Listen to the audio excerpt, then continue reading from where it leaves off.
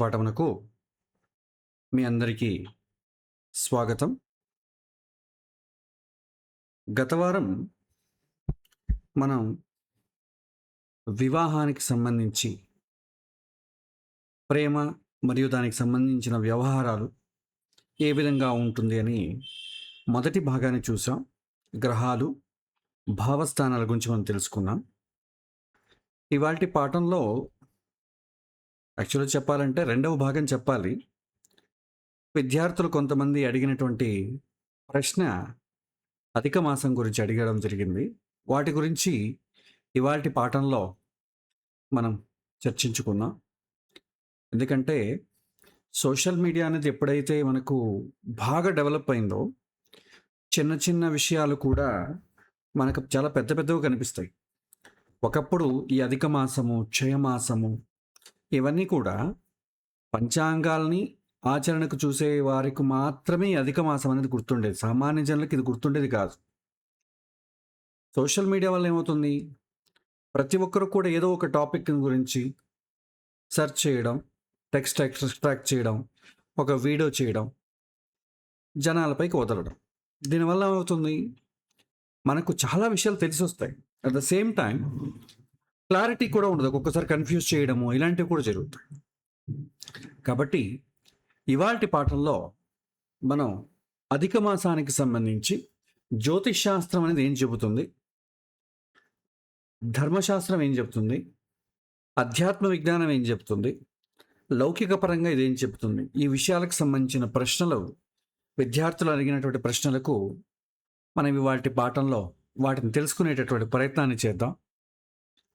సామాన్యంగా విద్యార్థులు అడిగినటువంటి ప్రశ్నలు, అధిక మాసం అంటే ఏంటి, అధిక మాసం ఎందుకు వస్తుంది, దాన్ని మనం ఎలా గుర్తించాలి, దానికి ఏమైనా ప్రమాణం ఉందా, సైంటిఫిక్ నీడ్ కానీ అవసరం కానీ ఏమైనా ఉందా, ఎందుకు చాలామంది కొన్ని ఆచారాలు పాటిస్తారు, అధిక మాసంలోనే ఎందుకు పాటించాలి, ఇప్పటి కాలంలో దాన్ని ఎలా అర్థం చేసుకోవాలి, ఈ రకమైనటువంటి ప్రశ్నలు అడగడం జరిగింది.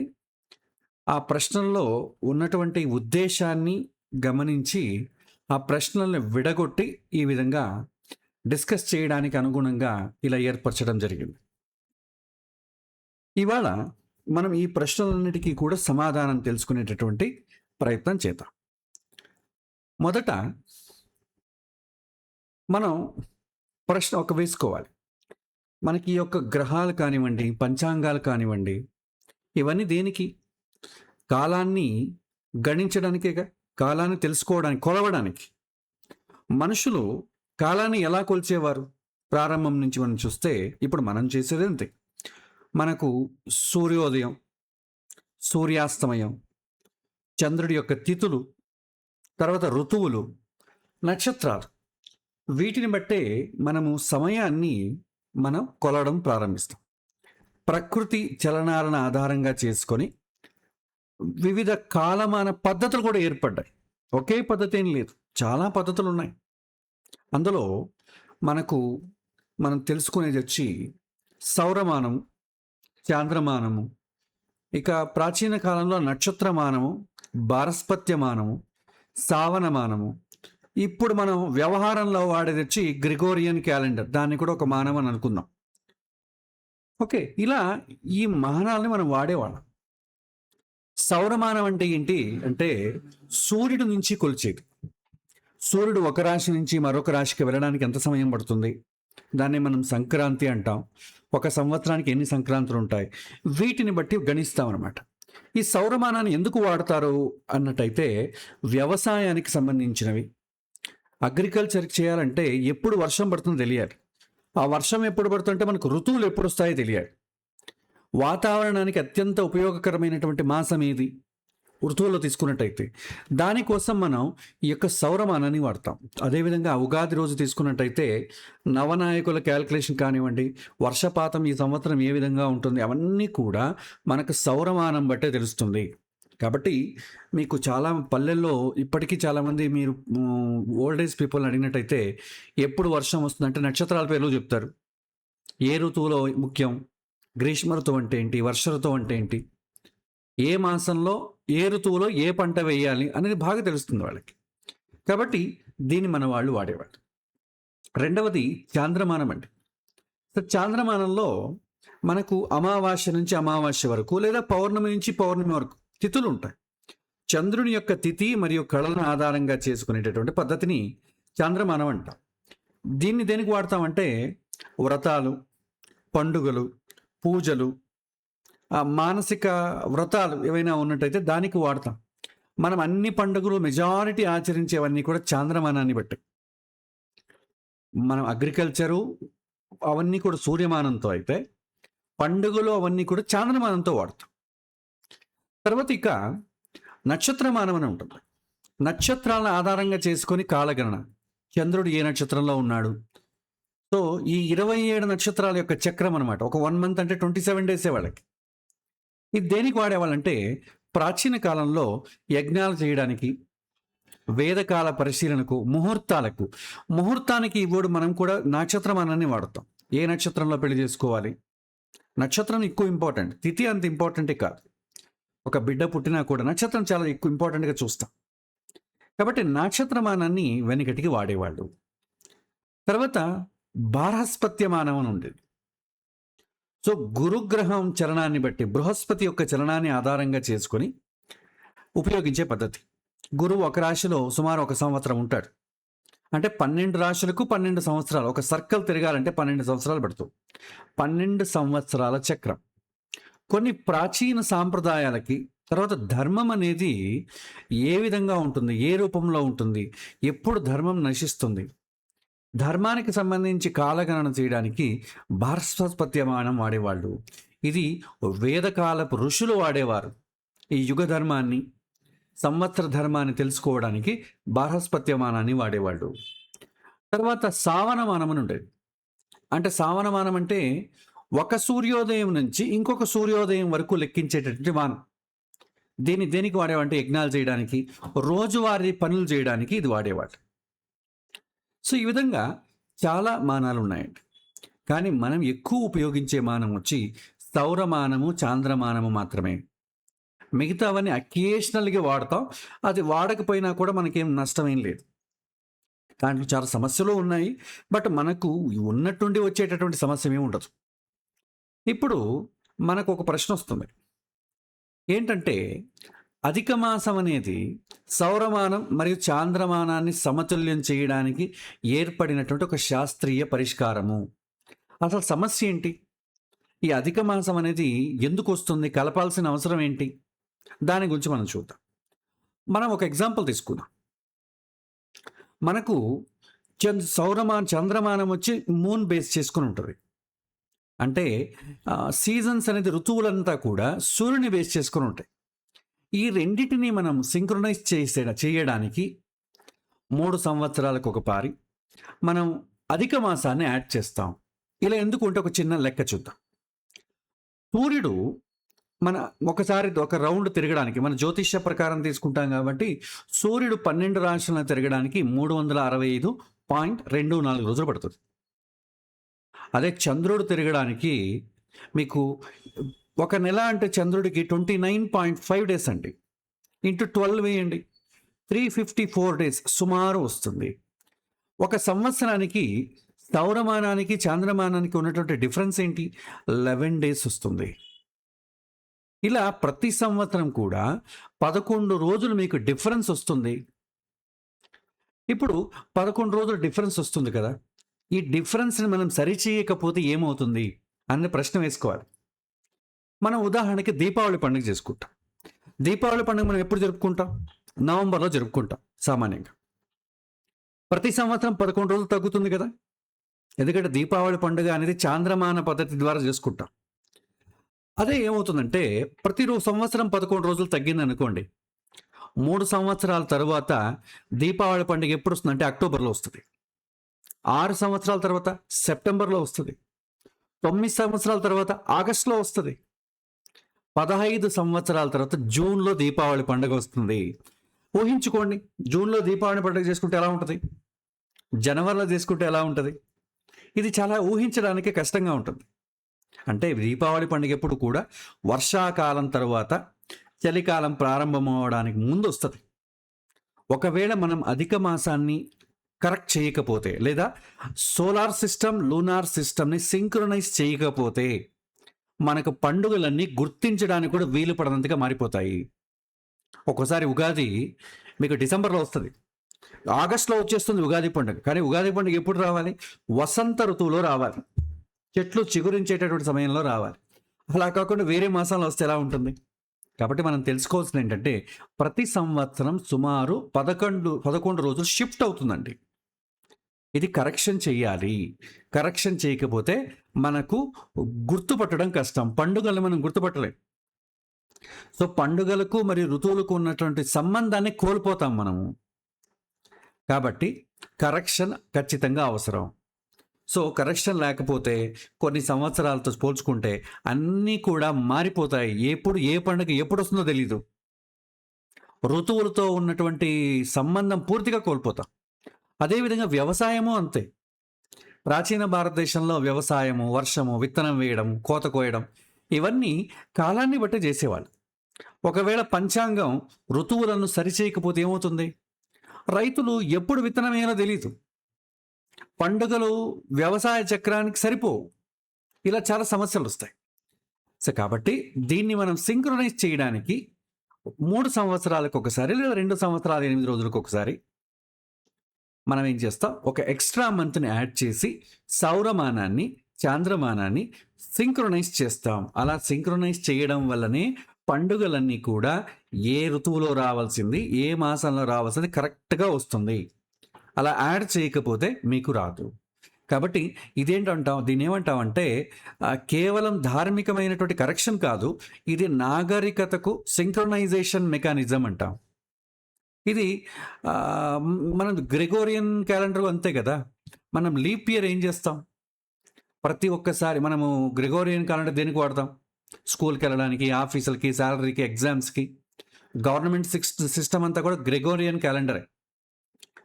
సో ఇప్పుడు మనకు సోలార్ సిస్టమ్ అంటే ఏంటి? ఋతువులు, వ్యవసాయము, వాతావరణము, సంక్రాంతి. లూనార్ సిస్టమ్ అంటే పండుగలు, ఉపవాసాలు, ఏకాదశి, అమావాస్య, పౌర్ణమి ఇవన్నీ వస్తాయి.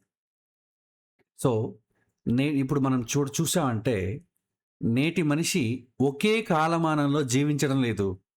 అతను ఒకేసారి 3 కాలమానాలని వాడుతాడు. కాబట్టి సౌరమానాన్ని వాడతాం, చాంద్రమానాన్ని వాడతాం, రెండింటిని సింక్ చేస్తాం. కాబట్టి సింక్రొనైజ్ అనేది అవసరము. సో గ్రెగోరియన్ క్యాలెండర్ కూడా మనం కరెక్ట్ చేస్తాం. చూస్తే లీప్ ఇయర్ చూడండి, ప్రతి 4 సంవత్సరాలకు ఒకసారి ఒక రోజు కలుపుతామా? ఫిబ్రవరి 28 వస్తుంది, కానీ 29 ఒక 1 డే కలుపుతాం. ఎందుకు? ఆ ఎక్స్ట్రా 0.24 డేస్ ఏదైతే ఉందో అది అక్యూములేట్ అవుతుంది కదా. 365.24 ఉంది కదా, అది ప్రతి సంవత్సరం 24 అవుతుంది. ఏం చేస్తాం? 4 సంవత్సరాలకు వచ్చి ఒక 1 డేగా కలుపుతాం. సో గ్రిగోరియన్ సిస్టంలో లీప్ డే కరెక్షన్ అంటాం. మన యొక్క వాడుతున్నటువంటి లూనీ సోలార్ సిస్టమ్, సౌరమాన చాంద్రమాన పద్ధతిలో కరెక్ట్ చేయడానికి అధిక మాసాన్ని వాడతాము. సో ఇదేంటి? సిస్టమ్ని కరెక్ట్ చేసేటటువంటి పద్ధతి. మనం కొద్దిగా చూద్దాం, ప్రాక్టికల్గా ఏ విధంగా చేయాలని చూద్దాం. ఇప్పుడు ప్రాక్టికల్గా మీరు చూసినట్టయితే ఎప్పుడు చాంద్రమాన యొక్క అధిక మాసాన్ని కలుపుతారు? మనకు ఒక రూల్ ఏంటంటే, ప్రతి మాసంలో కూడా చాంద్రమానంలో చైత్రమాసం కావచ్చు, వైశాఖ మాసం కావచ్చు, ఏ మాసంలో అయినా కూడా అమావాస్య నుంచి అమావాస్య వరకు మీరు అబ్జర్వ్ చేస్తే మధ్యలో ఒక అమావాస్య నుంచి నెక్స్ట్ అమావాస్యకి తీసుకున్నట్టయితే సూర్యుడు ఒక రాశి నుంచి ఇంకొక రాశికి ఖచ్చితంగా మూవ్ అవుతాడు. దాన్నే మనం ఏమంటాం? సంక్రమణము అంటాం. ఒక అమావాస్య నుంచి ఇంకొక అమావాస్యకు ఖచ్చితంగా సంక్రమణం ఉంటుంది. కానీ ఇలా 11 రోజులు అక్యూములేట్ అవుతూ పోతే ఏమవుతుందంటే ఒక డైలీ షిఫ్ట్ అవుతుంది కదా, కొద్దిగా సమయం, సంవత్సరానికి 11 రోజులు షిఫ్ట్ అవుతుంది కదా. అప్పుడు ఏమవుతుందంటే అధిక మాసం ఎలా గుర్తిస్తామంటే, ఏదైనా సరే ఒక అమావాస్య నుంచి ఇంకొక అమావాస్యకు తీసుకున్నట్టయితే మీకు సూర్య సంక్రమణం అనేది ఉండదు. అంటే సూర్యుడు ఒక రాశి నుంచి ఇంకొక రాశికి సంచరించడు. ఆ అమావాస్య, మొదటి అమావాస్య ఉన్నప్పుడు అదే రాశిలో ఉంటాడు, నెక్స్ట్ అమావాస్య వచ్చినప్పుడు కూడా అదే రాశిలో ఉంటాడు. దాన్ని ఏమంటామంటే మనం అధిక మాసము అంటాం. అదేవిధంగా క్షయమాసం అని కూడా ఉంది. అంటే ఒకే మాసంలో 2 మీకు సంక్రమణాలు వస్తాయి. లేదా ఒక సంక్రమణానికి, ఇంకొక సంక్రమణానికి మధ్యలో మన చాంద్రమానం ఒక మంత్ చేంజ్ కాకపోతే దాన్నేమంటామంటే మలమాసం అంటాం. క్షయమాసం అంటాం. అంటే ఒక మంత్‌ని కోల్పోవడం. అది రేర్‌గా జరుగుతుందండి. చాలా రేర్. కానీ అధిక మాసం అయితే మీకు ఖచ్చితంగా 2 సంవత్సరాల 8 నెలల కాలంలో వస్తుంది. ఇప్పుడు మనం ఎగ్జాంపుల్ చూద్దాం. మనకు నిన్నటి రోజు అమావాస్య ఉందండి. సో, నేనేం చేస్తాను, ఈ యొక్క మీకు చక్రం ఆల్రెడీ ఇచ్చాను కదా మీకు వెబ్‌సైట్‌లో. ఈ క్లాక్ అని ఉంటుంది. దాన్ని ఓపెన్ చేసుకొని నిన్నటి రోజుకి నేను నావిగేట్ చేస్తానండి. సో, నేనేం చేస్తాను, కస్టమ్ డేట్ తీసుకొని నిన్నటి రోజు వేస్తాను. 16వ తేదీ సూర్యోదయం వేసుకుంటాను.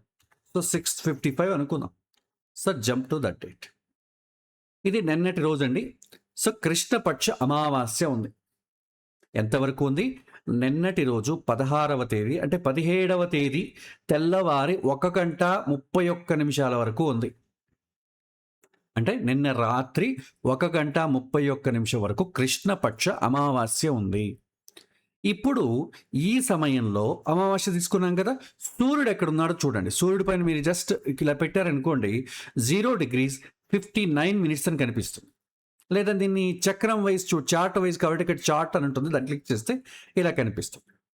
చూడండి, అమావాస్య రోజు, ఫస్ట్ అమావాస్య రోజు సూర్యుడు ఎక్కడున్నాడు? 0°లో ఉన్నాడు. ఎక్కడ? ఏ రాశిలో? వృషభ రాశిలో ఉన్నాడు.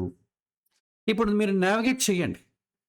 మీరు నావిగేట్ చేసినట్టయితే ఇక్కడ మీకు చక్రంలో ఇక్కడ క్లాక్లో కనిపిస్తుంది చూడండి. చంద్రుడి పైన 15 అని ఉంటుంది. బ్లాక్ ఉండి 15 ఉందంటే అమావాస్య. ఒకరోజు షిఫ్ట్ చేయండి, ఏమవుతుంది? పాడ్యమి వస్తుంది, 1 అని వస్తుంది. శుక్ల పాడ్యమి 2, ద్వితీయ, అలా నేను ఒక 1 వీక్ షిఫ్ట్ చేస్తాను. చూడండి, 1 వీక్ షిఫ్ట్ చేశాను. శుక్లపక్ష దశమి వచ్చింది. తర్వాత కృష్ణపక్ష ప్రథమం పాడ్యమి, కృష్ణపక్ష అష్టమి, కృష్ణపక్ష అమావాస్య వచ్చింది. ఏ రోజు? Monday 15th June 2026. అంటే నెక్స్ట్ అమావాస్య. నిన్నటి అమావాస్య నుంచి నెక్స్ట్ అమావాస్య అనమాట. చూడండి, సూర్యుడు ఎక్కడ ఉన్నాడు? 29°45' వృషభ రాశిలోనే ఉన్నాడు. అంటే మీకు గతంలో చూడండి, సూర్యుడు 29°లో ఉన్నాడు. నిన్నటి అమావాస్య రోజేమో 0°లో ఉన్నాడు. నెక్స్ట్ అమావాస్యకేమో 29°లో ఉన్నాడు. అంటే ఆల్మోస్ట్ వృషభ రాశిలోనే ఉన్నాడు. అంటే సంక్రమణం జరగలేదు. సంక్రమణం ఎప్పుడైతే జరగదో ఆ మాసాన్ని మనం ఒక ఎక్స్ట్రా మంత్ని యాడ్ చేస్తాం. యాక్చువల్లీ మనకు ఇప్పుడు ఏ మాసం రావాలి? వైశాఖ మాసం తర్వాత జ్యేష్ఠ మాసం రావాలి కదా. మనం ఇప్పుడు యాడ్ చేస్తున్నాం. యాడ్ చేసేటప్పుడు ఏమవుతుంది? ఇప్పుడు ఏ మాసం అయితే అవుతుందో దానికి ముందు అధిక అని పెడతాం. అధిక జ్యేష్ఠ మాసం అని పెడతాం. యాక్చువల్లీ ఏ మాసం అయితే రావాలో దాని ముందు అధిక అని పెట్టాలి. ఒకవేళ వైశాఖ మాసంలో మీకు ఏమైనా ఈ విధంగా సంక్రమణం జరగలేదనుకోండి, అధిక వైశాఖం అంటాం. శ్రావణ మాసంలో మీకు సంక్రమణం జరగలేదనుకోండి, అధిక శ్రావణము అంటాం. ఈ విధంగా ఒక మంత్ ఎక్స్ట్రా కలుపుతాము. దీన్ని మనం కరెక్షన్ అంటాం. మీరు చూసుకున్నట్టయితే, డెమాన్స్ట్రేషన్ చూసినట్టయితే, సో నిన్నటి రోజు వేశాను. ఇప్పుడు చూడండి, అధిక జ్యేష్ఠ మాసం 17వ తేదీ మే 2026, 1 గంట 31 నిమిషానికి. నెక్స్ట్ అమావాస్య మధ్యలో తీసుకుంటే 29.3 days వస్తుంది. సో ఇక్కడ ఏమవుతుంది? మీకు సూర్యుడు వృషభ రాశిలోనే 1°44' ఉన్నాడు. ఇక్కడ సూర్యుడు నెక్స్ట్ అమావాస్యకి 29:49 ఉన్నాడు. అంటే సేమ్ రాశి ఉంది. కాబట్టి రెండిటి మధ్య వచ్చింది కాబట్టి దీన్ని అధిక మాసం అంటాం. సూర్యుడి యొక్క మనకు చూసుకున్నట్టయితే డ్యూరేషన్ 365.24, చంద్రుడి డ్యూరేషన్ తీసుకున్నట్టయితే 354.36. ఎందుకంటే 29.5 1 మంత్ చాంద్రమానం ప్రకారం ఇంటూ 12 వేసుకోండి. తీసుకుంటే అప్రాక్సిమేట్లీ 11 days per year వస్తుంది. అంటే 32.5 నెలలు. ఇప్పుడు 3 సంవత్సరాలకి మనకు 1 మంత్ అంటే ఎంత ఉంటుంది? చాంద్రమాసంలో 29.5 వస్తుంది కదా, 33 రాదు కదా. అప్పుడేం చేస్తాం మనం? 29.5 రోజులు ఎప్పుడైతే డిఫరెన్స్ వస్తుందో ఆటోమేటిక్గా 1 మంత్ కలిపేస్తాం. దాన్ని మనం అధిక మాసము అంటాం. ఇది మనము ఈ 2 సిస్టమ్స్‌ని సమన్వయం చేయడం కోసం మనం యాడ్ చేస్తాము. అదేవిధంగా మీరు నెక్స్ట్ అధిక మాసం ఎప్పుడొస్తుంది అనేది మీరు చూసినట్టయితే, నెక్స్ట్ మనం ఇక్కడ డేట్ వేద్దాం. సో, ఇవాల్టి డేట్ వేద్దాం. ఇవాల్టి డేట్ వేసి ఫైండ్ అధిక మాస అన్నామనుకోండి, నెక్స్ట్ అధిక చైత్ర మాసం వస్తుందండి. 15th మార్చ్ 2029 అప్పుడు అమావాస్య. నెక్స్ట్ అది ఎప్పుడు ఎండ్ అవుతుంది? 14th ఏప్రిల్ 2029 ఎండ్ అవుతుంది. ఈ రెండిటి మధ్యలో మీకు సంక్రమణం జరగలేదు. చూస్తే సూర్యుడు మొదటి అమావాస్యకి మీన రాశిలో ఉన్నాడు 00:35 degrees. నెక్స్ట్ అమావాస్యకి కూడా మీన రాశిలో ఉన్నాడు 29:58 degrees. ఇది చాలా సెన్సిటివ్గా ఉంటుంది. సో మనం చూసి చేసుకోవాలి. ఓకే, ఈ విధంగా మీరు కాన్సెప్ట్ అర్థం చేసుకోండి. అధిక మాసము అంటే ఒక అమావాస్య నుంచి నెక్స్ట్ అమావాస్య వరకు మీకు సంక్రమణం జరగకపోతే దాన్ని అధిక మాసము అంటాం. ఇది మనం క్యాల్కులేట్ చేసేటటువంటి పద్ధతి. ఓకే, ఇప్పుడు మనం ఇది వచ్చి మనకు క్యాల్కులేషన్ చేసే పద్ధతి ప్రకారం ఉంటుంది. నెక్స్ట్ మనం ఇప్పుడు ఆచార విషయానికి వద్దాం. ఫిలాసఫికల్ ఇన్సైట్ మనం చూద్దాం. మనుషులు కాలాన్ని కొలవడానికి మనం క్యాలెండర్ తయారు చేసుకున్నాం. కానీ ప్రకృతి మనిషిని క్యాలెండర్ ప్రకారం నడవదు. అందుకే మనిషి మళ్ళీ కరెక్షన్ చేయాల్సిన అవసరం ఉంది. సో భారతీయులు అద్భుతమైనటువంటి పరిష్కారం ఏంటంటే, మనం ఈ 2 సిస్టమ్స్ని కలపడానికి, సింక్రొనైజ్ చేయడానికి ఒక ఎక్స్ట్రా మంత్ని యాడ్ చేద్దాం. సో దీనికి ప్రమాణం కావాలిగా. సో ప్రమాణం ఏంటి అన్నట్టయితే, దానికి కూడా మనకు ప్రమాణం ఉందండి. దానికి ఏమంటారంటే, యస్మిన్ చాంద్రమాసే ఒక్క నిమిషం. యస్మిన్ చాంద్రమాసే సంక్రాంతిర్ నా భవతి స అధిక మాస అంట. అంటే ఏ చాంద్రమానంలో అయితే సూర్య సంక్రాంతి జరగదో దాన్ని అధిక మాసంగా పరిగణించండి అనేది వస్తుంది. కానీ మనం ఇది క్యాల్కులేషన్ వైజ్ మనం చూసాం. ఫిలాసఫికల్గా మనం చూద్దాం. చాలామంది ఏం చేస్తారంటే, అధిక మాసంలో దానం చేయండి. దానంలో కూడా అత్తి రసాలు దానం చేయడం అనేది చాలా ప్రతీతి అండి. మీరు ఆర్థోడాక్స్ బ్రాహ్మిన్స్లో తీసుకున్నట్టయితే ఇది చాలా ఎక్కువ ఉంటుంది. దాన్ని తెలుగులో కజ్జాయలో అత్తరసాలో ఏదో అంటారు. బెల్లంతో చేసినటువంటి పదార్థం. సో దాన్ని మన సంస్కృతంలో అపూపము అంటాం. దాన్ని దానం చేస్తారు. విశేషంగా అధిక మాసంలో దానం చేయండి. ఈ 33 ఈజ్ ఎ నెంబర్, స్పిరిచువల్ అండి. ఆ 33 ఎందుకు వచ్చిందంటే, ఎవ్రీ ఇయర్ 11 days కదా, కాబట్టి 3 yearsకి ఏమవుతుంది? 33 అవుతుంది. నిజంగా 33 days మనం కలిపేది 29.5 daysనే. కానీ అది ఆచరణ కిందకు చూస్తే 33 అనేది స్పిరిచువల్ నెంబర్ అయిపోయింది. అది 33 సంఖ్యలో దానం చేయాలి. 33 మందికి దానం చేయాలి. 33 మందికి 33 సంఖ్యతో దానం చేయాలి. 33 రోజులు 33 సంఖ్య అంతమంది మందికి 33 పదార్థాలు దానం చేయాలి. ఇవన్నీ కూడా మన దాంట్లో చాలా ఎక్కువ ఉంటుంది. కానీ మనము ఒక ప్రశ్న వేసుకోవాలి. ఇవన్నీ ఎందుకు చేసేవారు మన ప్రాచీనులు? ఎందుకు ఈ దానం ఇవ్వాలి? ఈ యొక్క అత్తరసాలే ఎందుకు దానం చేస్తారు? ఇది మనకు కొద్దిగా తెలుసుకోవాల్సిన విషయం. ఇక్కడ రిలీజియన్కి స్పిరిచువాలిటీ మధ్య చాలా గ్యాప్ వచ్చేసింది. ఇప్పుడు దాన్ని అర్థం చేసుకోలేదనుకోండి, మనం చేస్తుంటాం కానీ ఎందుకు చేస్తామో తెలియదు. కానీ మనం ప్రాచీన కాలంలో మీరు తీసుకుంటే అప్పుడు వ్యవస్థ ఎలా ఉండేదంటే, మీకు మనం చాలాసార్లు చెప్పుకున్నాను, వృత్తులు అనేది ఉండేవి. బ్రాహ్మణులకు ఉన్న వృత్తి ఏంటంటే వృత వృత్తి, అమృత వృత్తి, తర్వాత మృత వృత్తి. ఈ 3 వృత్తులే బ్రాహ్మణులు చేసేవాడు. వాళ్ళు అగ్రికల్చర్ చేయడం కానీ, లేకపోతే వ్యాపారం చేయడం కానీ, లేకపోతే ఉద్యోగం చేయడం కానీ బ్రాహ్మణులకు నిషిద్ధము. అంటే బ్రాహ్మణులు అనేవాడు చేసేవాడు కాదు.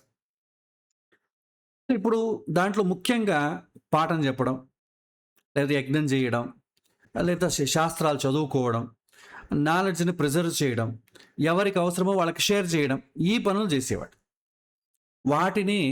వాటి కోసమే తన జీవితాన్ని ఒక రకంగా పణంగా పెట్టేసేవాడు. వాళ్ళకేం శాలరీ ఉండదు, బిజినెస్ ఉండదు, మంత్లీ ఇన్కమ్ ఉండదు. వారు సమాజం కోసం జీవించేవారు. అయితే వారి జీవనాన్ని ఎవరు చూసుకోవాలి మరి? సమాజమే చూసుకోవాలి కదా! సమాజం కోసం వాళ్ళు ఉన్నప్పుడు సమాజమే వాళ్ళ బాగోగులు చూసుకోవాలి. అందుకే ఏం చేస్తారంటే పండుగలు, వ్రతాలు ఇలాంటివి వచ్చినప్పుడు లేదా అధిక మాసం వచ్చినప్పుడు దాన ధర్మాలు చేసేవారు. అది కేవలం పుణ్యం కోసం మాత్రమే కాదు. అది సమాజంలో ఉన్నటువంటి నాలెడ్జ్ సిస్టమ్‌ని సపోర్ట్ చేసేటటువంటి పద్ధతి. ఇప్పుడు అపూపు దానం అనే విషయానికి వద్దాం. ఇదేంటిది? ఈరోజు మీకు ఇది ఒక మిఠాయిలాగా ఎవరికీ పరిగణించబడదు. దీన్ని ఎవరన్నా స్వీట్ అంటారా? ఒకప్పుడు sweet the highest degree of sweet అనేది ఇదే. బెల్లంతో, నెయ్యితో చేసి అప్పుడంతా ఇవన్నీ లేవు. ఇప్పుడైతే కొత్త కొత్త స్వీట్స్ వచ్చేస్తున్నాయి. ఇప్పుడు మనం ఏదైనా ఫంక్షన్‌కి వెళ్ళామనుకోండి, వాళ్ళని అడిగి కనుక్కోవాలి. అయ్యా ఇదేంటి స్వీట్ అయ్యా ఇది అని కనుక్కోవాలి. ఎందుకంటే కొత్త కొత్తవి వచ్చేసాయి. నార్త్ ఇండియా నుండి ఇంపోర్ట్ చేసుకోవడం. నేను ఎవ్వరు చేయనటువంటి స్వీట్ చేయాలనుకుని ఉంటారు. కాబట్టి పాతకాలంలో అలా లేవు. అప్పుడున్నది ఒకే స్వీట్ బెల్లంతో తయారు చేసినవి. నిల్వ ఉంచగలిగేటటువంటి స్వీట్ ఇదొకటే.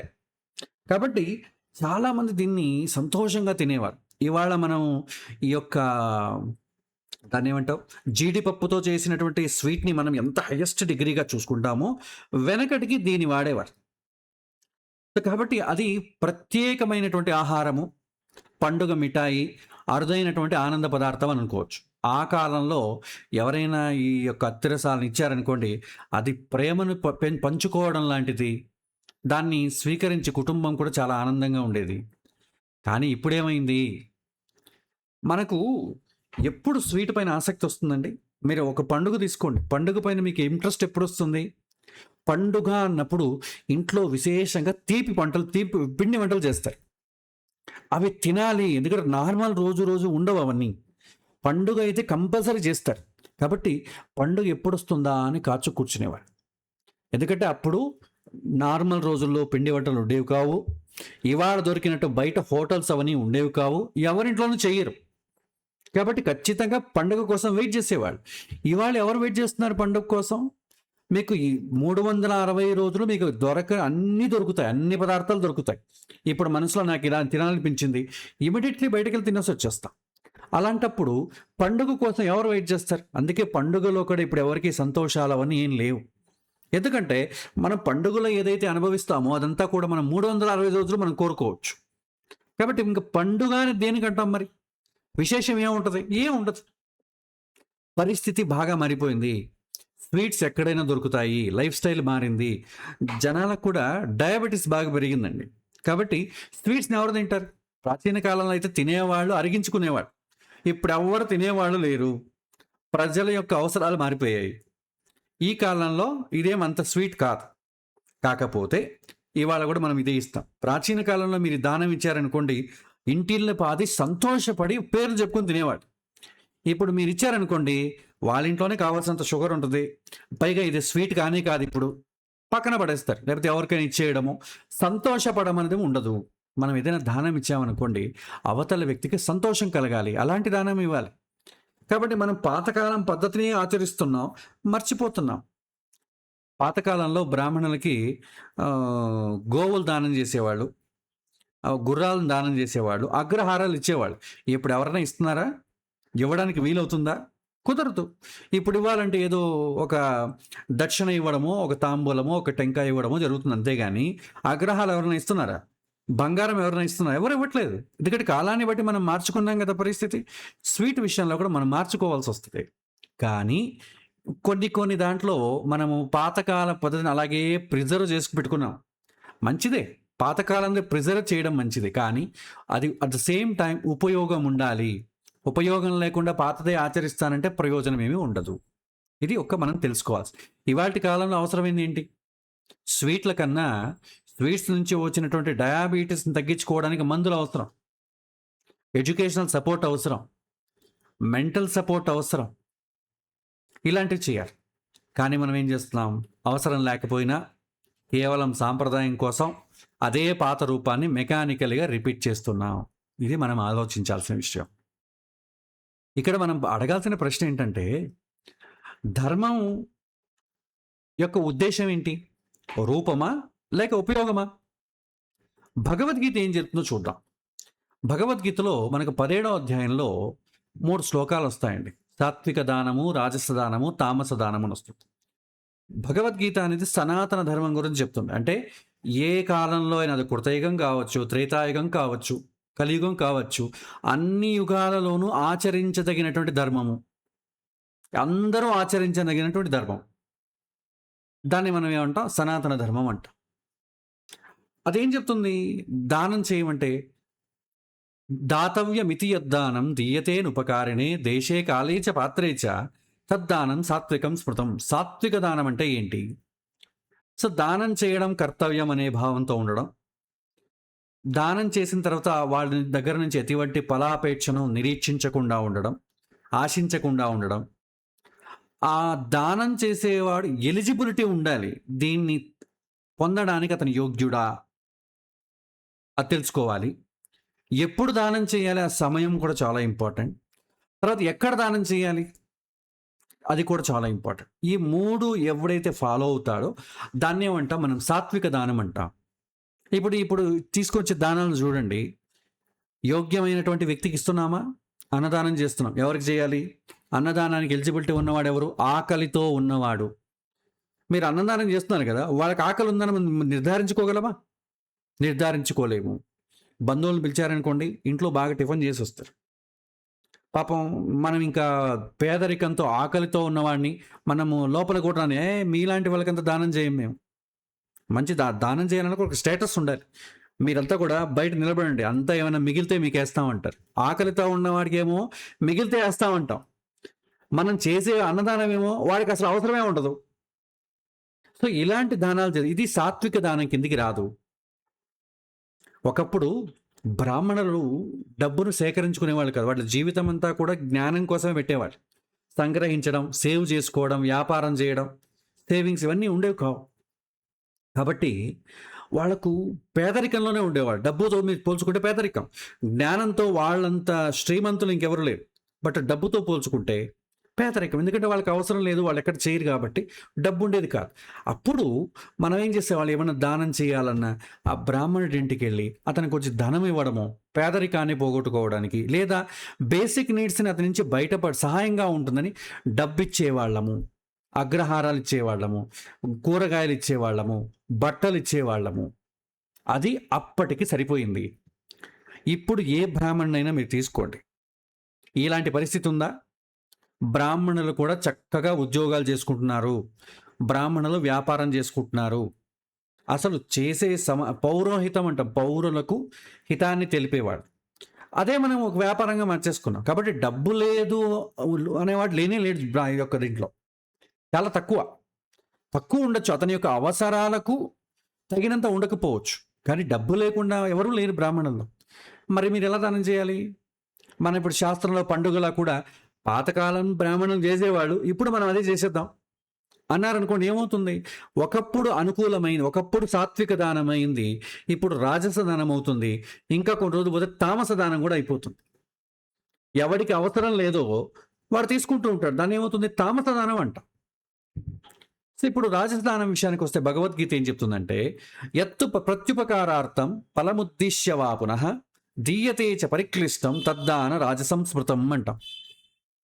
అంటే ప్రతిఫలం కోసం మనం ఇది దానం ఇచ్చామనుకోండి, నెక్స్ట్ టైం వాడు మనకి హెల్ప్ చేస్తాడు, లేదా మనకేదో బెనిఫిట్ ఉంటుంది. అలా క్విట్ ప్రోకో అంటాం కదా, అలా. లేదా పేరు, నేను ఇచ్చాను, డొనేటెడ్ బై, ప్రజెంటెడ్ బై, పేరు ప్రశంసల కోసం, లేదా మనసులో ఒత్తిడితో నాకేం చేయాలని లేదు, మా అమ్మ నాన్న చేయమంటున్నారు, అసంతృప్తితో చేయడం, ఇవన్నీ కూడా రాజస దానం అంటాం. దీనివల్ల మీకు పుణ్యం వస్తుంది, అది ఈ జన్మలోనే క్రెడిట్ అయిపోతుంది, ఇక్కడే అనుభవించేసేయాలి. మీరు దానం చేశారనుకోండి, ప్రజెంటెడ్ బై, డొనేటెడ్ బై, మిమ్మల్ని వాడు పొగుడతాడా? మీకు కావాల్సినప్పుడు వాడు హెల్ప్ చేస్తాడా? అది ఇక్కడికే అయిపోయింది పుణ్యం. మళ్ళీ ఆ పుణ్యం నెక్స్ట్ ఇయర్ వస్తుంది అనుకోకండి. ఇక్కడే పుణ్యం, మనం సుఖాన్ని కొనుక్కునేయడం అంతే. దాన్ని మనం రాజస దానం అంటాం. సో దీంట్లో చూసినట్టయితే మనం చాలా వరకు ఇవే చేస్తాం. మనకు తెలిసిన వాళ్ళకి ఆ బ్రాహ్మణుడికి ఇస్తే మనకి మన ఇంట్లో ఎప్పుడైనా వ్రతం చేయిస్తాడు, అప్పుడు కొద్దిగా అప్లికేషన్స్తో వస్తాడు, ఇలాగే చేస్తాం మనం. మూడవది తామసదానం. అదేశకాలే యద్దానం అపాత్రేభ్యశ్చ దీయతే అసత్కృతం అవజ్ఞాతం తత్తామ సముదాహృతం అంటాడు. ఎప్పుడు ఎవరికి ఏదైతే అవసరం ఉండదో, అవసరం ఉన్నటువంటి సమయంలో ఇవ్వకపోవడం, అసలు ఆ పర్సన్కి దానాన్ని స్వీకరించడానికి సంబంధించిన ఎలిజిబిలిటీనే లేకపోవడం, ఒక రకంగా గౌరవం లేకపోవడం, అవమానంతో ఇచ్చేటటువంటి దానం ఏదైతే ఉంటుంది దాన్ని తామస దానం అంటాం. అది ఇక్కడ పుణ్యం రాదు, తర్వాత ఉత్తర జన్మల్లోనూ పుణ్యం క్యారీ ఫార్వర్డ్ అవ్వదు. ఇవి రెండూ కాకపోగా పాపం అనేది వస్తుంది. అది ఇక్కడ అనుభవించాల్సి వస్తుంది, తర్వాత కూడా అనుభవించాల్సి వస్తుంది. ఇది తామస దానం చాలా చెడ్డది. ఎప్పుడైనా మనం దానం ఇచ్చేటప్పుడు ఎలిజిబిలిటీ చూసుకోవాలి. ఎలిజిబిలిటీ లేకుండా దాన్ని మనం చేసామనుకోండి, దాని ద్వారా అతడేమైనా పాడయ్యాడనుకోండి, ఇంకొకరిని పాడు చేశాడనుకోండి, దాన్ని ఏమంటాం? తామస దానము అంటాం. మనం మంచి ఇంటెన్షన్తోనే ఇస్తాం, కానీ దానివల్ల వాడు చెడుదారి పడతాడు. దాన్ని తామస దానం అంటాం. అందుకే దానం ఇచ్చేటప్పుడు బాగా ఆలోచించి ఇవ్వాలి. అయ్యో ఈ కాలంలో దొరకరండి అనడానికి లేదు. మీరు వెతకాలి, వెతికి ఇవ్వాలి. పుణ్యం కావాలంటే అంత ఈజీగా ఎక్కడొస్తుందండి? గుళ్ళో ఏదో టికెట్ తీసుకునేసి 3 గంటల సేపు కూర్చొని నేను ఏదో పూజ చేసేసాను, పుణ్యం వచ్చి, అంత సులభం కాదండి పుణ్యం మనం దాన్ని సంపాదించుకోవడం అనేది. ఈ జన్మ నుంచి ఉత్తర జన్మలకి తీసుకెళ్ళాలంటే దానికి ఎంత కష్టపడాలి మనం? అంత సులభమైంది కాదు. కాబట్టి ఒక్కోసారి మనం పుణ్యం వస్తుంది అని చేసుకునేవి ఎన్నోసార్లు పాపం కూడా ఇస్తుందండి. కాబట్టి చాలా జాగ్రత్తగా ఉండాలి దానం చేయటం. మనము ఇబ్బంది పడకూడదు, ఎదుటి వాడిని ఇబ్బంది పెట్టకూడదు. దానం చెయ్యడము అంతే, దానం తీసుకోవడము అంతే. దానం తీసుకోవడం ఎట్లాగో ఇస్తున్నారు కదా, దేవుడు నాకు ఇచ్చాడు, తీసుకోవడం కుదరదు. నాకు అవసరం ఉన్నంత వరకు నేను తీసుకోవాలి. అవసరం లేకపోతే దాన్ని వేరే వాడికి ఇవ్వాలి తప్ప నాకే ఇచ్చేయండి, నేనే ఎలిజిబుల్ పర్సన్ని ఇంట్లో పేర్చుకుంటూ కూర్చున్నాం అనుకోండి, దానికి కూడా మనకు పాపం వస్తుంది, తీసుకున్న వాడికి కూడా పాపం వస్తుంది. కాబట్టి చాలా జాగ్రత్తగా ఉండాలి. కాబట్టి అధిక మాసంలో కావచ్చు, ఎప్పుడు ఏ మాసంలో అయినా సరే దానము అనేది వచ్చినప్పుడు ఎలిజిబిలిటీ ఉన్నవాడికి ఇవ్వండి. ఎలిజిబిలిటీ ఏంటి? చాలా ఈజీ అండి. అన్నదానానికి ఆకలితో ఉండాలండి. మీరు ఇంటికి పిలిచి అన్నదానం చేయనక్కర్లేదు. ఆకలితో ఉన్నవాడు ఎక్కడైతే ఉంటాడో అక్కడికే వెళ్ళి, అయ్యా మీరు అక్కడెక్కడ చిన్న హోటల్ ఉందనుకోండి, 2 ఇడ్లీలు తెచ్చివ్వండి వాడికి. ప్రజెంటెడ్ బై, డొనేటెడ్ బై అవసరం లేదు, సంకల్పం చేసే అవసరం లేదు. ఇలాంటి గోత్రం ఉన్నవాడు నేను చేస్తున్నాను, చేతిలో నీళ్ళు అవసరమే లేదు. ఇవన్నీ మీ ఉద్దేశం కరెక్ట్గా ఉంటే చాలు.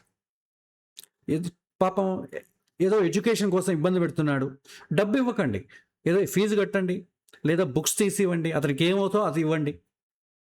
ఆరోగ్యంతో బాధపడుతున్నాడు, హాస్పిటల్కి తీసుకెళ్ళండి, సహాయం చేయండి. అన్నిటి డబ్బుతోనే చేయాల్సిన అవసరం లేదండి. సహాయం శరీరంతో కూడా మనం సహాయం చేయొచ్చు. లేదా చాలా కష్టాల్లో సతమతం అవుతున్న ఒక ధైర్యాన్ని ఇవ్వండి, మెంటల్ సపోర్ట్ ఇవ్వండి. అది అన్ని దానాల కన్నా చాలా ముఖ్యం. ఇవాళ మెంటలీ డిస్టర్బ్ అయిన వాళ్ళు చాలామంది కనిపిస్తారు, ఆకలితో ఉన్నవాళ్ళు మీకు ఎవరు కనిపించరు. కాబట్టి ఎప్పుడు సమాజంలో ఏదైతే ఉంటుందో ఆ దానం చేయండి. నేను అన్ని విషయాలతోనే డబ్బుతోనే దానం చేస్తాను, నేను ఇలానే చేస్తానంటే కుదరదు. ఏ కాలంలో ఎవరికి ఏది అవసరం అవుతుందో దాన్ని దానం చేయాలి. అసలు దానం అనే కాన్సెప్ట్ భగవంతుడు ఎందుకు పెట్టాడు? పరస్పరం ఒకరినొకరు సహకరించుకొని అని పెట్టాడు. అది మర్చిపోయామనుకోండి కష్టం. ఒకప్పుడు పాతకాలంలో ఎవరింటికి వెళ్ళినా ఫస్ట్ మీకు నీళ్ళు ఇచ్చేవాళ్ళండి తాగడానికి, లేదా చలివేంద్రాలు పెట్టేవాళ్ళు. ఇలా చేసేవాళ్ళు కాబట్టి అందరూ కూడా ఇలా సహకరించుకోబట్టి మీకు నీటికి ఇబ్బంది లేదు. ఇవాళ ఎక్కడా చలివేంద్రాలు కనిపించదు, ఎవరు మీకు డోర్ ఓపెన్ చేయరు. ఏమైంది? వాటర్ బాటిల్ కొనాల్సిన పరిస్థితి వచ్చింది. ఇవాళ ఒకరికొకరు సహకరించుకునే పరిస్థితి లేదు. ఇవాళ నీళ్ళు అయింది, రేపు ఆహారానికి కూడా అదే పరిస్థితి వస్తుంది. కాబట్టి సహకరించుకొని అనే విషయానికి దానం అనే కాన్సెప్ట్ పెట్టాడు. ఇది పేరు కోసం కాదు, సమాజంలో పరస్పరం సహకరించుకోవడానికి. మనం ఒకరి సహకరించామనుకోండి, మనకి ఇంకోటి సహకరిస్తాడు. ఎవరు సహకరించకపోయినా భగవంతుడు సహకరిస్తాడు. ఆ సహాయం చేయడం ద్వారా మన క్రెడిట్స్ వస్తాయి, దాన్ని మనం పుణ్యము అంటాము. ఆ పుణ్యము మనకి ఎప్పుడు అవసరం అవుతుందో అప్పుడు మనం దాన్ని వాడుకోవచ్చు. సో ఇది దానం చేసే పద్ధతి. ఎప్పుడు ఏ దానమైనా చేయండి, ఇది చాలా ముఖ్యంగా మనం చూసుకోవాలి. సో భగవద్గీత చేసేది ఇదే, చెప్పేది ఇదే. వస్తువు ఇవ్వడంగా చూడలేదు భగవద్గీత. వెనక ఏ ఇంటెన్షన్తో ఇస్తున్నాడు దాన్ని బట్టి పుణ్యం వస్తుంది. అంటే నిజమైనటువంటి దానం ఎలా ఉంటుంది? ఉదాహరణకి ఆకలితో ఉన్నవారికి ఆహారం ఇవ్వడం, చదువు లేని వాళ్ళకి పుస్తకం ఇవ్వడం, అనారోగ్యంతో ఉన్నవాడికి ఏదో మందులు ఇవ్వడం, ఒంటరిగా ఉన్నవాడికి మానసిక ధైర్యం ఇవ్వడం. ఇది చాలా మంచిది. సరే ఇది బానే ఉందండి. ప్రాచీన కాలంలో ఆచరించేవాళ్ళు గదా! ఇది తప్పా మరి? అనతే కాదు. ఎంత మాత్రం తప్పు కాదు. అవి వాళ్ళ కాలానికి సరిపోయేటటువంటి సాంప్రదాయాలవి. అవి మన కాలానికి సరిపోవండి. కాలం మారినప్పుడు ధర్మం యొక్క తత్వం కూడా నిలుపుకొని దాని రూపాన్ని పరిశీలించాలి మనం. మనం రిలిజియన్‌ని, స్పిరిచువాలిటీని చూద్దాం. రిలిజియన్‌కి, స్పిరిచువాలిటీ 2 పక్కపక్కన నడవాలి. ప్యారలల్‌గా ఉండాలి. అలా గ్యాప్ పెరిగిపోయిందనుకోండి, చాలా ఇబ్బందులు కలుగుతాయి. రిలిజియన్ అంటే ఏంటి? రూపాన్ని నిలబెట్టుకుంటుంది రిలిజియన్ అనేది. స్పిరిచువాలిటీ అంటే ఏంటి? తత్వాన్ని నిలబెట్టుకుంటుంది. మనము గుళ్ళో మనకు ప్రతి ఒక్క రిలిజియన్‌కి ఒక విగ్రహం ఉంటది. మనము విష్ణు విగ్రహాన్ని పెట్టుకుంటాం. క్రిస్టియానిటీలో మాకు విగ్రహం లేదంటారు గానీ, విగ్రహం అంటే రూపమే కదా! వాళ్ళకు ఉంది కదా! మక్కా. వాళ్ళకు ఏదో రూపం ఉంటది. రూపం లేకుండా ఎవరికీ ఉండదు. క్రిస్టియానిటీలో ఏముంటది? వాళ్ళకు ఒక శిలువ ఉంటది. మీకు ఏ మతం అని తీసుకోండి, వాళ్ళు రూపం లేదని చెప్తారు గానీ, మీలాంటి రూపం లేదని చెప్తారే గానీ, రూపం లేకుండా ఎక్కడ ఉండదు. ప్రతి ఒక్కరికి ఒక రూపం ఉంటది. ఆ రూపాన్ని ప్రిజర్వ్ చేసి పెట్టుకుంటుంది. అదే రిలిజియన్.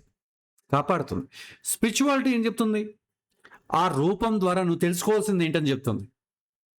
వెంకటేశ్వర స్వామి విగ్రహం ఉంది. లేదా మహావిష్ణువు యొక్క విగ్రహం ఉంది. శ్రీరాముడి విగ్రహం ఉంది. అది సనాతనంగా వస్తోంది. అది religion కాపాడుతోంది.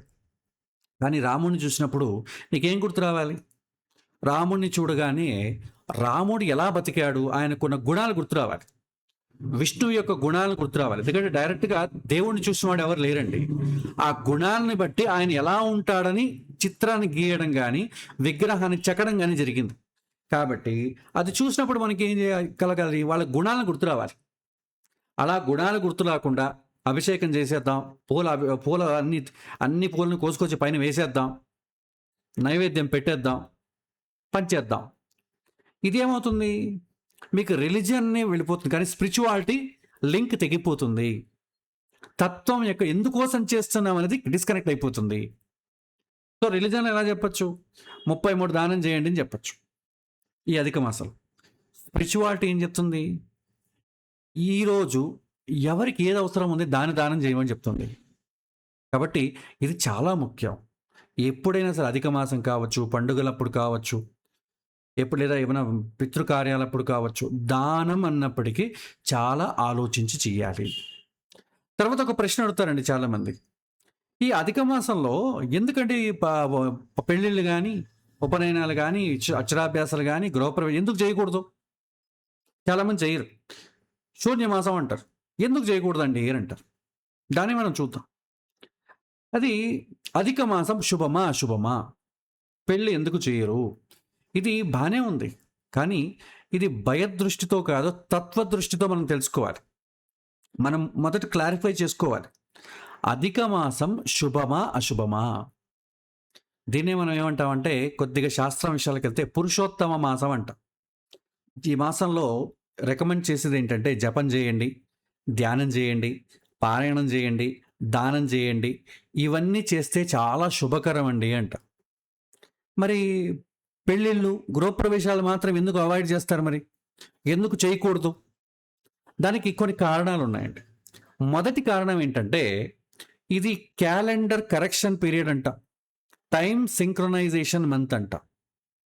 Lunar system, solar system correction period. ఈ సమయాన్ని మనం ఏం చేస్తాం? వరల్డ్లీ ఎక్స్పాన్షన్ అంటే బాహ్యంగా మనం ఎదుగుదల ఎక్కువ ఉపయోగించేది ఉంటుంది. ఇన్నర్ అలైట్మెంట్ కోసం ఉపయోగించాలి. ఎప్పుడు కూడా బాహ్యం మనం పుట్టినది కేవలం అనుభవించడానికి ఒకటే కాదు, మనం ఎవరో తెలుసుకోవడానికి కూడా చాలా ముఖ్యం. ఒకరోజు దానికి కేటాయించాలి. ఈ సమయం యొక్క ఎంపసిస్ ఏంటంటే అక్విజేషన్ మీద కాదు, రిఫ్లెక్షన్ మీద ఉండాలి. ఆ కారణం చేతనే అధిక మాసాన్ని వాడతారు. అలా సమయంలో దీనికి ఎక్కువ ప్రయారిటీ, నీ గురించి నువ్వు తెలుసుకోవడానికి ఎక్కువ ప్రయారిటీ ఇస్తారు. రెండవ కారణం స్పిరిచువల్ పాస్ అండి. ప్రాచీన భారతదేశంలో అప్పుడున్నటువంటి జనాలకి ఒక రిథం ఉండేది. వ్యవసాయం, ఎప్పుడు వ్యవసాయం చేయాలి, ఎప్పుడు పండుగలు చేయాలి, ఎప్పుడు యజ్ఞం చేయాలి, ఎప్పుడు కుటుంబ కార్యక్రమాలు చేసుకోవాలి, ఎప్పుడు మౌనంగా ఉండాలి, ఎప్పుడు తపస్సు చేయాలి, ఎప్పుడు ఆత్మ పరిశీలన చేసుకోవాలి, అన్నిటికీ వాళ్ళు కేటాయించేవాళ్ళు. వాళ్ళ గురించి వాళ్ళు ఎలివేట్ అవ్వడానికి కూడా ప్రత్యేకమైన సమయాన్ని కేటాయించేవాళ్ళు. మనము నెలలో 2 రోజులు కేటాయించేవాళ్ళు. ఏకాదశి అని చెప్పుకున్నాం కదా. ఏకాదశి ఉపవాసం ఉండడం అంటే ఆ రోజు లౌకికమైన కార్యక్రమాలకన్నీ ఫుల్ స్టాప్ పెట్టి వాళ్ళ గురించి వాళ్ళు తెలుసుకోవడానికి ఆ రోజుని కేటాయించేవాళ్ళు. అధిక మాసం వచ్చిందనుకోండి, కంప్లీట్ మంత్ వేరే యాక్టివిటీస్ ఏం లేవు, ఇదే చేయాలని కేటాయించేవాళ్ళు. సో దాన్ని ఏంటంటే స్పిరిచువల్ పాస్ అంటాం. అధిక మాసం మరి ఏ కేటగిరీ కిందకి వస్తుంది? స్పిరిచువల్ స్లోయింగ్ డౌన్ పీరియడ్ అంటాం. మోడర్న్ వరల్డ్లో ఇప్పుడు మనం చూసినట్టయితే సెబాటికల్ ఏమంటాంగా, రీట్రీట్, డిటాక్స్ బ్రేక్, ఇలాంటి పదాలు వాడుతూ ఉంటాం. అధిక మాసం అనేది ఒక స్పిరిచువల్ రీసెట్ పీరియడ్. అది దాన్ని కేవలం మన గురించి మనం తెలుసుకోవడానికి మాత్రమే వాడతాము. మన గురించి మనం తెలుసుకునేప్పుడు వాడాలంటే లౌకిక విషయాలు కొద్దిగా దూరంగా ఉండాలిగా. అందుకే పెళ్ళిళ్ళు వాటికి వెళ్ళరు, వెనక చేసేవాళ్ళు కాదు. ఎందుకంటే వాళ్ళ గురించి వాళ్ళు తెలుసుకోవడానికి తపస్సు కోసం వినియోగించిన సమయము. మూడో కారణం ఏంటంటే సైకలాజికల్ ఇన్సైట్. పెళ్ళి అంటే ఏంటండి? ఒక సెలబ్రేషన్ కదా, సోషల్ ఎక్స్పాన్షన్ కదా, కొత్త బాధ్యతలు తీసుకోవడం కదా, కొత్త జీవితం ప్రారంభించడం కదా. ఇదంతా ఏంటి? అవుట్వర్డ్ మూమెంట్, మీ మనసుని బయట పంపించాలి. కానీ అధిక మాసం యొక్క ఉద్దేశం ఏంటి? ఇన్వర్డ్ మూమెంట్, మీ మనస్సును లోపలికి పంపించాలి. ఇంట్రోస్పెక్షన్, సింప్లిఫికేషన్ అంట. ఈ రెండు ఎనర్జీస్ ఎలా ఉంటాయి? ఆపోజిట్ సైడ్లో ఉంటాయి. అదేమో బయట, ఇదేమో లోపల. ఇది కుదరదు. అందుకే మీరు 2 సంవత్సరాల 7 నెలలు కావాలంటే మీ మనసును బయట వదిలేయండి, కానీ అట్లీస్ట్ 1 మంత్ అన్న మనసు లోపల వదలండి. దానికోసమే ఈ అధిక మాసం అనేది ఒక ఎక్స్ట్రా మంత్ ఉద్దేశాన్ని కలిపారు. నాలుగవది ఏంటంటే సోషల్ రీజన్ అండి. పెళ్ళిళ్ళు అంటే ఏంటి? పెద్ద పెద్ద సమారంభాలు కదా, అనేక రోజు కార్యక్రమాలు. మనకు పెళ్లి జరిగేది ఒక రోజే, దాని ప్రిపరేషన్ మీకు చాలా రోజుల నుంచి జరుగుతుంది. తర్వాత ఆర్థిక ఖర్చుతో కూడుకుంటుంది, సామాజిక వ్యస్తతతో కూడుకుంటుంది. అధిక మాసంలో సమాజాన్ని కొద్దిగా స్లోయింగ్ డౌన్ చేయడం అంటే ఇది పనిష్మెంట్ కాదు, కలెక్టివ్ పాస్ మెకానిజం అని అంట. రెస్ట్ తీసుకోవడం. సో ఒక ఆచారం వెనుక కారణాలు ఏదైనా ఉండొచ్చు. ఖగోళ శాస్త్రం కారణం అవ్వచ్చు, సామాజిక కారణం కావచ్చు, మానసిక కారణం కావచ్చు, ఆధ్యాత్మిక కారణం ఉండొచ్చు. మనము ఈరోజు బయట కనిపించే రూల్ మాత్రమే చూస్తున్నాం, కానీ ప్రాచీనులు ఏం చేసేవాళ్ళు? జీవితాన్ని రితంను చూసేవాళ్ళు. మనకు ఒక ప్రశ్న వస్తుంది, మనం ఈరోజు ఏం చేస్తున్నాము? అధిక మాసం అంటే స్పిరిచువల్ పాస్ కదా, కానీ అధిక మాసంలో మనం ఏం పెళ్ళిళ్ళు ఏం చేయట్లేదు, కానీ ఆ టైం ఏం చేస్తున్నాం? మనల్ని మనం లోపల చూసుకోవడానికి ఏం వాడట్లేదు. ప్రతిరోజు మనకు stress, fight, greediness, over working, distraction ఇవన్నీ ఉంటాయి. కానీ మనం పెళ్ళిళ్ళు మాత్రం ఆపేస్తాం, కానీ ఇవన్నీ జరుగుతూనే ఉంటాయి, లోపలికి మాత్రం మనసు పోదు. ఇక్కడ పాయింట్ ఏంటంటే శుభకార్యాలను నివారించడం అంటే బయట కార్యక్రమాలను క్యాన్సిల్ చేయడం మాత్రం కాదు, లోపల అశాంతి కూడా తగ్గించాలి. శుభకార్యాలు చేయకూడదు అంటే జీవితం ఆగిపోవాలి అని కాదు. ఈ సమయంలో విద్య, సేవ, జపం, ధ్యానం, స్వాధ్యాయం, దానం వాటిని ఇంకా ఎక్కువగా ప్రోత్సహించాలి. ఇప్పుడు మనం ఒక వాహనాన్ని తీసుకోండి, ఎప్పుడు వాహనాన్ని వాడుతూ ఉంటాం, కానీ ఎప్పుడైనా వాటిని సర్వీసింగ్ కూడా చేస్తాం కదండి. Servicing, wheel alignment, engine checking ఇవన్నీ కూడా అవసరం అవుతుంది కదా. ఆ సమయాన్ని కూడా మనం టైం వేస్ట్ ఎందుకు చేయడం అని మనం వాడుకుంటూ ఉన్నాం అనుకోండి, కొన్ని రోజులుగా చెడిపోతుంది. అలాగే మనసును కూడా గ్యాప్ ఇవ్వకుండా మీరు దాన్ని ఎప్పుడు వాడుతున్నారనుకోండి, మనసు పాడైపోతుంది, మానసిక సమస్యలు చాలా పెరిగిపోతాయి. అధిక మాసం అంటే జీవితం యొక్క అలైన్మెంటింగ్ పీరియడ్. వీల్ అలైన్మెంట్ ఎలాగో మన జీవితాన్ని కూడా అలైన్మెంట్ చేయడానికే ఈ అధిక మాసం. అధిక మాసంలో శుభకార్యాలను నివారించడం వెనుక అసలు ఉద్దేశం భయం కాదు, మనిషికి కొంత సమయం ఇన్వర్డ్ జర్నీ కోసం ఇచ్చినటువంటి ఆధ్యాత్మిక విరామం. చాలామంది ప్రతిరోజు కొద్ది సమయాన్ని ఆధ్యాత్మికం కోసం వాడతారు. ప్రతిరోజు కేటాయించలేని వాడికి 15 రోజులకు ఒకసారి ఏకాదశి రోజైనా నువ్వు కేటాయించని చెప్తా. ఆ రోజు కూడా చేయని వాళ్ళకి, కేటాయించలేని వాళ్ళకి ప్రత్యేకంగా మార్గశిర మాసమో కార్తీక మాసమో పెడతారు. సంవత్సరానికి కూడా ఒకసారి చేయలేని వాళ్ళకి అట్లీస్ట్ 2-3 సంవత్సరాలకు ఒకసారి అధిక మాసం ఎప్పుడైనా చెయ్యి అని ఇంకొక ఆప్షన్ ఇవ్వడం జరిగింది. రోజు దానాలు ఎవరు చేయరుగా. శక్తి ఉండొచ్చు, ఉండకపోవచ్చు, సమయం ఉండకపోవచ్చు, కానీ ఎప్పుడు దానం చేయకపోతే అధిక మాసం రోజున చెయ్యి, ఒక అవకాశం కల్పించడం అంతే. సో ఆ విధంగా మనం అధిక మాసం అప్పుడు మన జీవితాన్ని లోపల చూసుకోవడానికి ఎక్కువ వాడతారు. మనస్సును లోపల పంపించడం, నేనేంటి, నా మనస్సు ఏంటి, నేను ఎందుకు వచ్చాను ఈ భూమిపైకి, దాని గురించి రీసెర్చ్ చేయడం, తపస్సు చేయడం, తెలుసుకోవడాన్ని మనం ఏమంటాం సంస్కృత భాషలో తపస్సు అంటాం. నా గురించి నేను తెలుసుకోవడం. అలెక్సస్ క్యారియర్ అంటారు కదా, మ్యాన్ ద అన్నోన్ అని బుక్లో రాస్తాడు. మనిషి అనేవాడు ఏంటి అనేది మనిషికే తెలియదంట. అట్లా ఉంటుంది. సో మన గురించి తెలుసుకోవడం కోసం పెట్టుకున్నటువంటి ఒక టైం, మన ప్రాచీనులు టైంగా తీసుకు. ఇప్పుడు మనకు అధిక మాసం అంటే ఏదో అధిక మాసాలు చెప్పారు కదా, ఆ దానం చేసేయండి, ఈ దానం చేసేయండి, ఆ గుడికి వెళ్ళండి చెప్పారు కదా, చేసి వచ్చేద్దాం, మందేం పోయింది అంటాం. కానీ ఉద్దేశం ఎందుకోసం చెప్పారనేది మనకు చాలా ముఖ్యం. తర్వాత ఇంకొక క్వశ్చన్ ఎవరు అడిగారు, ప్రతి సంవత్సరం 11 రోజులు తేడా వస్తుంది కదండి, 3 సంవత్సరాలకు ఎంత అవుతుంది, 33 రోజులు వస్తుంది కదా, కానీ మనం కలిపేది ఏంటి, 29.5 రోజులే కలుపుతాం, 33 కలపాలి కదా, కానీ 33 రోజులు ఉండవుగా. ఉన్నది ఎంత, ఒక నెల అంటే 29.5 రోజులే. అందుకే 3 సంవత్సరాలకు ఒకసారి కలపట్లేదు, 2 సంవత్సరాల 8 నెలల 16 రోజులు అప్రాక్సిమేట్గా కలిపేస్తాం. కొద్దిగా అటు ఇటు అవ్వచ్చు, ఒక నెల అటు ఇటు అవ్వచ్చు, ఎందుకంటే చంద్రుడు సూర్యుడు ప్రయాణించే స్పీడ్ని బట్టి వేరీ అవుతుందండి. 1వ సంవత్సరం ఏమో చూడండి, ఒక సంవత్సరానికి మీకు 365.24 సుమారు రోజులు. లూనార్ సిస్టంలో 354 సుమారు, అది ఎక్కువ కావచ్చు తక్కువ కావచ్చు, డిపెండ్స్ ఆన్ స్పీడ్ అప్రాక్సిమేట్లీ మీకు డిఫరెన్స్ చూసుకుంటే 11 days వస్తుంది. కాకపోతే ఒక సంవత్సరం 11 రోజులు వచ్చింది, 2 సంవత్సరాలకి 22 రోజులు వచ్చింది, 3 సంవత్సరాలకి 33 రోజులు అవుతుంది. అయితే 33 రోజులు పూర్తయ్యాక ఎక్స్ట్రా మంత్ ఏం మనం కలపము. ఎప్పుడైతే 29.5 రోజులు అక్యుములేట్ అవుతుందో అప్పుడే కలిపేస్తాం. ఆ కలపడం కూడా మన చేతిలో లేదండి. ఎప్పుడైతే సూర్య సంక్రమణం ఏర్పడదో అప్పుడు కలపాలి, ఎప్పుడంటే అప్పుడు కలపడానికి లేదు. ఈ 33 ఎందుకు వాడతారంటే ఊరికే మనం ఈ యొక్క దానాలు ఆ విషయాలు 29.5 దానం చేయలేం కదా మనం. అందుకోసం 33 అనేది స్పిరిచువల్గా పెట్టుకున్న 33 కోట్ల దేవతల మంది, 3 కోట్లు 33 కోట్లు ఈ నెంబర్స్ ఉంటాయిగా, దానికోసం మనం పెట్టుకున్నవి. కాబట్టి 33 ఎందుకు యాడ్ చేయలేదండి అనే వాళ్ళు కూడా కొంతమంది ఉన్నారు, వాళ్ళ కోసం ఇది 33 రోజులు ఉండదు. కానీ ఎప్పుడైతే 29.5 రోజులు వస్తుందో అప్పుడే ఎక్స్ట్రా మంత్ మనం యాడ్ చేసేస్తాం. అంటే 3 సంవత్సరాల వరకు వెయిట్ చేయకుండా 2 సంవత్సరాల 8 నెలలు లేకపోతే 32 నెలల 16 రోజులు అప్రాక్సిమేట్ వస్తే మనం యాడ్ చేస్తాం.